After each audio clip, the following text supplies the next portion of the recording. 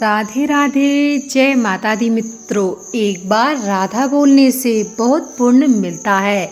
धार्मिक ग्रंथों के अनुसार राधे राधे कहने से मन शांत होता है, चिंता दूर होती है और सकारात्मक ऊर्जा का संचार होता है। नंबर 1, पापों से मुक्ति। कुछ धार्मिक ग्रंथों के अनुसार राधे राधे बोलने से व्यक्ति को पापों से मुक्ति मिल सकती है। नंबर 2, मन की शांति। राधे राधे का जाप करने से मन शांत होता है और तनाव कम होता है। नंबर 3, सकारात्मकता। राधे राधे कहने से नकारात्मक भावनाओं का अंत होता है और सकारात्मक ऊर्जा का संचार होता है। नंबर 3, भगवान की कृपा प्राप्त होती है।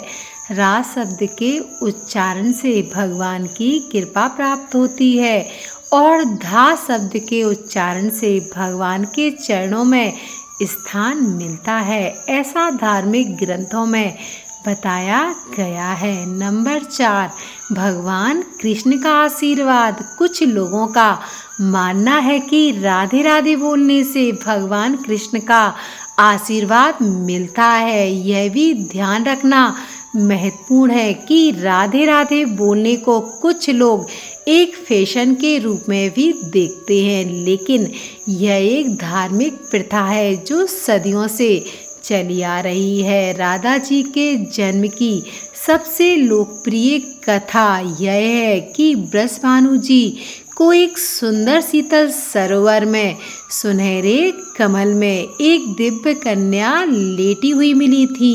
वे उसे घर ले आए, लेकिन वह बालिका आंखें खोलने को राजी ही नहीं थी। पिता और माता ने समझा कि वे देख नहीं सकती, लेकिन प्रभु लीला ऐसी थी कि राधा जी सबसे पहले श्री कृष्ण को देखना चाहती थी। अतः जब बाल रूप में श्री कृष्ण जी से उनका सामना हुआ तो उन्होंने आंखें खोल दी थीं। एक अन्य कथा के अनुसार राधा जी द्वापर युग में श्री वृषभानु के घर प्रकट होती हैं। कहते हैं कि एक बार श्री राधा गोलोक बिहारी से रूठ गई थी। इसी समय सुदामा जी प्रकट हुए। राधा का मान उनके लिए असह्य हो गया। उन्होंने राधा की निंदा की। इससे राधा जी कुपित होकर सुदामा जी से बोली और उन्होंने कहा कि तुम मेरे हृदय को संतप्त करते हुए असुर की भांति कार्य कर रहे हो, अतः तुम असुर योनि को प्राप्त हो जाओ। सुदामा जी कांप उठे, बोले, गोलोकेश्वरी, तुमने मुझे अपने शाप से नीचे गिरा दिया। मुझे असुर योनि प्राप्ति का दुख नहीं है, पर मैं श्री कृष्ण वियोग से तप्त हो रहा हूँ। इस वियोग का तुम्हें अनुभव नहीं है, अतः एक बार तुम भी इस दुख का अनुभव करो। सुदूर द्वापर में श्री कृष्ण के अवतरण के समय तुम भी अपनी सखियों के साथ गोप कन्या के रूप में जन्म लोगी और श्री कृष्ण से अलग रहोगी। सुदामा जी को जाते देखकर श्री राधा जी को अपनी त्रुटि का आभास हुआ और वे भय से कातर उठी। तब लीलाधारी कृष्ण ने उन्हें समझाते हुए कहा कि हे देवी, यह श्राप नहीं है अपितु वरदान है। इसी निमित्त से जगत में तुम्हारी मधुर लीला रस की सनातन धारा प्रवाहित होगी, जिसमें नहाकर जीव अनंत काल तक कृत होंगे। इस प्रकार पृथ्वी पर श्री राधा का अवतरण द्वापर में हुआ। नृग पुत्र राजा सुचंद्र और पितरों की मानसी कन्या कलावती ने 12 वर्षों तक तप करके श्री ब्रह्मा जी से राधा को पुत्री के रूप में प्राप्ति का वरदान मांगा। फलस्वरूप द्वापर में वे राजा वृषभानु और रानी कीर्तिदा के रूप में जन्मे। दोनों पति पत्नी बने। धीरे धीरे श्री राधा के अवतरण का समय आ गया। संपूर्ण ब्रज में कीर्तिदा के गर्भधारण का समाचार सुख स्रोत बनकर फैलने लगा। सभी उत्कंठापूर्वक प्रतीक्षा करने लगे।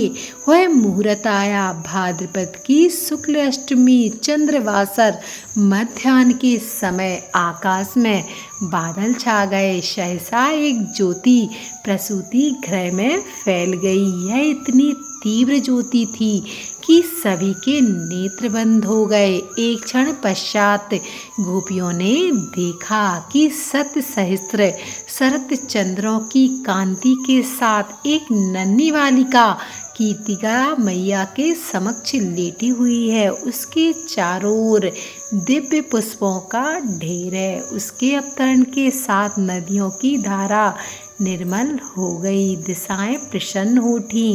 शीतल मंद पवन अरविंद से सौरभ का विस्तार करते हुए बहने लगी। पद्म पुराण में भी एक कथा मिलती है कि श्री वृषभानु जी यज्ञ भूमि साफ कर रहे थे तो उन्हें भूमि कन्या रूप में श्री राधा प्राप्त हुई। यह भी माना जाता है कि विष्णु जी के अवतार के साथ अन्य देवी देवताओं ने भी अवतार लिया था। वैकुंठ में स्थित लक्ष्मी जी ने राधा जी के रूप में अवतार लिया था। कथा कुछ भी हो, कारण कुछ भी हो, राधा बिना तो कृष्ण है ही नहीं। राधा का उल्टा होता है धारा और धारा का अर्थ होता है करंट यानी कि जीवन शक्ति। भागवत की जीवन शक्ति राधा है। कृष्ण देह हैं तो श्री राधा जी आत्मा है। श्री कृष्ण शब्द हैं तो राधा जी अर्थ हैं। श्री कृष्ण गीत हैं तो श्री राधा जी संगीत हैं। कृष्ण बंसी हैं तो राधा जी स्वर हैं।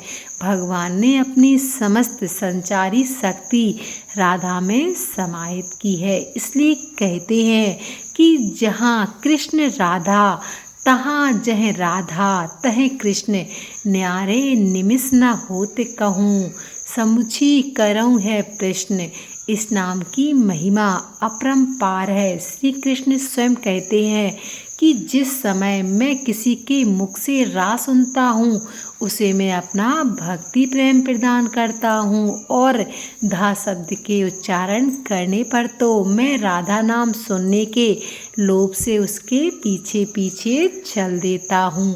अब यह प्रश्न उठता है कि तीनों लोकों का तारक कृष्ण को देने की सामर्थ्य रखने वाला ये हृदय उसी राधिका का है जो पहले राधिका बनी, उसके बाद कृष्ण की आराध्या हो गई। राधा को परिभाषित करने का सामर्थ्य तो ब्रह्मा जी में भी नहीं है। कृष्ण राधा से पूछते हैं, हे राधे, भागवत में तेरी क्या भूमिका होगी? राधा जी कहती हैं, मुझे कोई भूमिका नहीं चाहिए कान्हा, मैं तो तुम्हारी छाया बनकर रहूंगी। कृष्ण के प्रत्येक सृजन की पृष्ठभूमि यही छाया है, चाहे वह कृष्ण की बांसुरी का राग हो या गोवर्धन को उठाने वाली तर्जनी या लोकहित के लिए मथुरा से द्वारिका तक की यात्रा की आत्मशक्ति। आराधिका में आ को हटाने से राधिका बनता है। इसी आराधिका का वर्णन महाभारत या श्रीमद् भागवत में प्राप्त है और श्री राधा नाम का उल्लेख नहीं आता। भागवत में श्री राधा का स्पष्ट नाम का उल्लेख न होने के कारण एक कथा यह भी आती है कि सुखदेव जी को साक्षात श्री कृष्ण से मिलाने वाली राधा हैं और सुखदेव जी उन्हें अपना गुरु मानते हैं। कहते हैं कि भागवत के रचयिता सुखदेव जी राधा जी के पास सुख रूप में रहकर राधा राधा का नाम जपते थे। एक दिन राधा जी ने उनसे कहा कि हे शुक, तुम अब राधा के स्थान पर श्री कृष्ण का जाप किया करो। उसी समय श्री कृष्ण आ गए।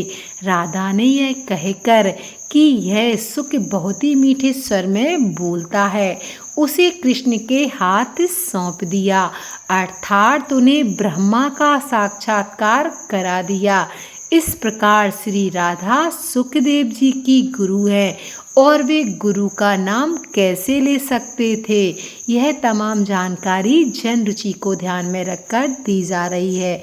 ज्योतिष और धर्म के उपायों को कृपया अपनी आस्था और विश्वास पर आजमाइए। वीडियो के अंत तक बने रहने के लिए आप सभी भक्तों का बहुत बहुत धन्यवाद।